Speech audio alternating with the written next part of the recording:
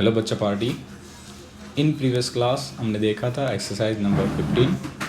In this class हम देखने वाले हैं एक्सरसाइज नंबर 16। तो चलिए स्टार्ट करते हैं एक्सरसाइज नंबर 16 को। क्वेश्चन कह रहा है कि show that a normal component of electrostatic field has a discontinuity from one side of the charge surface to another given by E2 minus E1 n caret is equal to sigma upon epsilon naught, right बच्चों? And where n caret is a unit vector normal to the surface and point at a point, and sigma is the surface charge density at that point. The direction of n caret is from side 1 to side 2 and show that just outside a conductor the electric field is sigma by epsilon naught n caret, right बच्चा party. तो हमें ये actually ये prove करना है। किसके लिए prove करना है? तो एक चार्ज सरफेस के लिए, ठीक है। तो सबसे पहले बच्चों हम क्या करेंगे, एक चार्ज सरफेस को एज्यूम कर लेते हैं। मैं यहाँ पे एक चार्ज सरफेस ड्रॉ कर रहा हूँ, ठीक है। चलिए ये आ गई हमारी एक चार्ज सरफेस जिसके ऊपर पॉजिटिव चार्ज जो है वो यूनिफॉर्मली डिस्ट्रीब्यूट हुआ है। मुझे कैसे पता चल गया यहाँ पे पॉजिटिव चार्ज होगा? तो आपको भी आई थिंक पता चलना ही चाहिए, ठीक है। उसका रीज़न ये है कि हमें जो चार्ज डेंसिटी दी थी वो पॉजिटिव थी, राइट बच्चों। तो हमने यहाँ पे पॉजिटिव चार्ज एज्यूम कर लिया। अब क्या होगा, इसकी दो सरफेस होती है। हम देख सकते हैं कि एक यहाँ पे, मतलब इसे मैं नाम देता हूँ साइड 2 और इसे मैं नाम देता हूँ साइड 1, ठीक है। अब पॉजिटिव चार्ज का जो इलेक्ट्रिक फील्ड होता है बच्चों वो कहाँ होता है? आउटर साइड डायरेक्शन में होता है। तो यहाँ पे मैं नाम देता हूँ E2 और यहाँ पे मैं नाम देता हूँ E1, ठीक है। दोनों साइड जो इलेक्ट्रिक फील्ड होता है वो ऑलवेज आउटसाइड डायरेक्शन में होता है, ठीक है। बट बेसिकली ऐसा देखा है कि electric field of charge surface, right. अब हमें पता है भाई, अगर कोई बड़ी सी चार्जेबल प्लेट होती है तो उसका इलेक्ट्रिक फील्ड कितना होता है? Sigma upon 2 epsilon not, right बच्चा पार्ट, इतना होता था। तो अगर हम यहाँ पे E2 देखें तो E2 अगर वेक्टर फॉर्मेशन में लेते हैं तो हम नोट कर सकते हैं कि E2 is equal to sigma upon 2 epsilon 0 n caret, जहाँ पे जो n कैरेट है वो क्या है? साइड 1 से साइड 2 की ओर का यूनिट वेक्टर, ठीक है। तो हम यहाँ पे ले सकते हैं n caret is a unit vector है जो डायरेक्शन इंडिकेट करता है। और सिमिलरली यहाँ पे भी यूनिट वेक्टर लेंगे, बट याद रखें बच्चा पार्टी के, देखिए ऑपोजिट डायरेक्शन में। तो हम यहाँ पे यूनिट वेक्टर को ला क्या लेंगे? माइनस, ठीक है। तो अगर हमने यहाँ पे E1 लिया तो इलेक्ट्रिक फील्ड का जो मैग्नीट्यूड है वो तो सेम ही रहेगा, राइट बच्चों, बट उसकी डायरेक्शन ऑपोजिट है तो हमें माइनस कंसिडर करना पड़ेगा। तो हमने ले लिया माइनस। और जैसे कि हमें क्वेश्चन में बताया गया था, ठीक है, तो मैं यहाँ पे लिख देता हूँ अकॉर्डिंग टू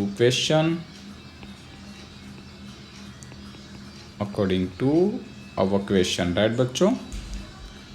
तो क्वेश्चन के अकॉर्डिंग हमें फाइंड करना था E2 माइनस E1, ठीक है। चले तो E2 minus E1 is equal to क्या हो जाएगा? यहाँ पे हम लिखेंगे sigma bye 2 epsilon 0 n cap minus minus minus ये हो जाएगा plus sigma bye 2 epsilon 0 n cap, ठीक है। अब हम क्या करेंगे, इसको हम कॉमन निकाल सकते हैं। तो ये हो जाएगा sigma bye 2 epsilon not plus sigma bye 2 epsilon not in bracket into n cap, ठीक है। अगर आप इन दोनों को जोड़ देते तो डेफिनेटली यहाँ पे आंसर आ जाएगा sigma by epsilon not into n cap, right बच्चों। तो ये आ गया हमारा आंसर E2 माइनस E1 इन वेक्टर, जिसका आंसर आता है sigma by epsilon not into n cap. साथ ही साथ हमें एक और चीज़ दिखानी थी कि hand show just outside a conductor the electric field is sigma by epsilon not n cap.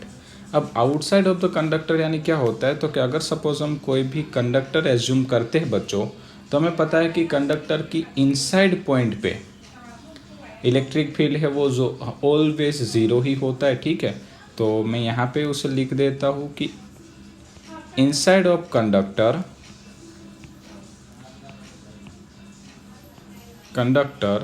Electric field always zero, right. अगर इलेक्ट्रिक फील्ड ऑलवेज ज़ीरो होता है इनसाइड तो हम यहाँ पे लिख सकते हैं कि suppose E1 is equal to zero.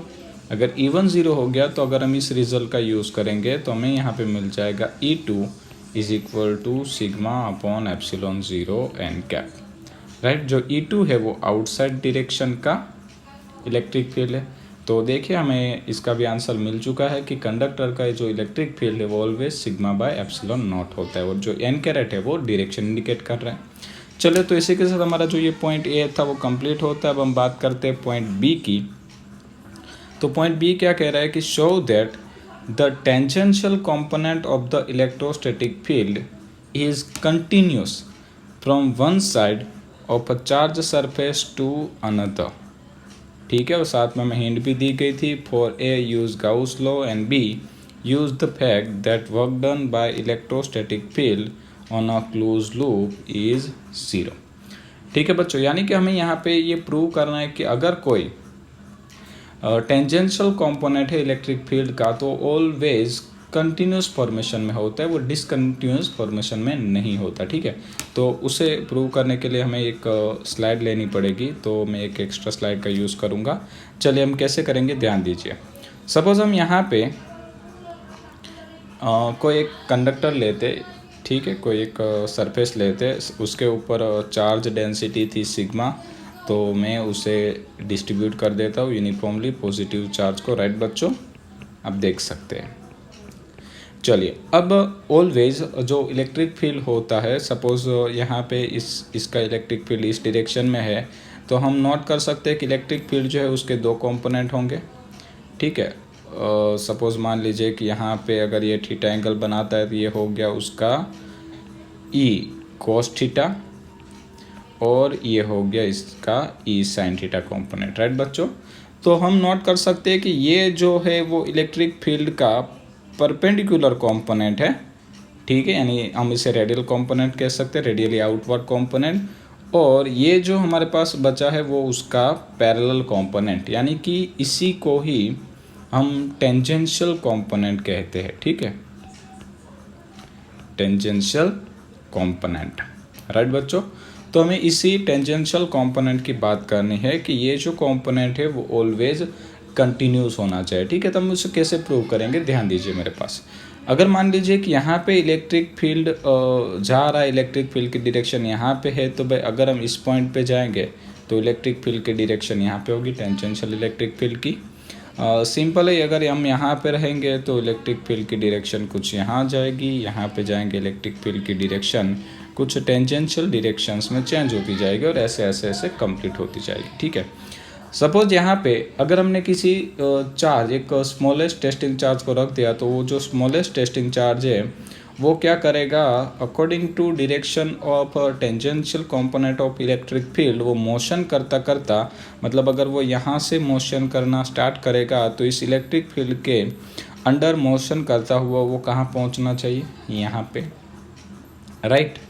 और अगर ये यहाँ पे पहुँचा तो हमने नोट किया है कि ऑलवेज अगर आप इलेक्ट्रिक फील्ड का वर्क फाइंड आउट करना चाहते हो या तो आप उसका फॉर्मूला रख सकते हो, W is equal to integration of E into D L, right. अब हमें पता है कि अगर हम यहाँ पे कोई क्लोज लूप लेते हैं, क्लोज लूप यानी कि हम जहाँ से हमारी जर्नी को स्टार्ट करते हैं वहीं पे अगर हमारी जर्नी को फिनिश करते हैं, तो इस क्लोज लूप पे ऑलवेज जो हमारा वर्क डन होता है बच्चा पार्टी, वो होता है ज़ीरो, राइट।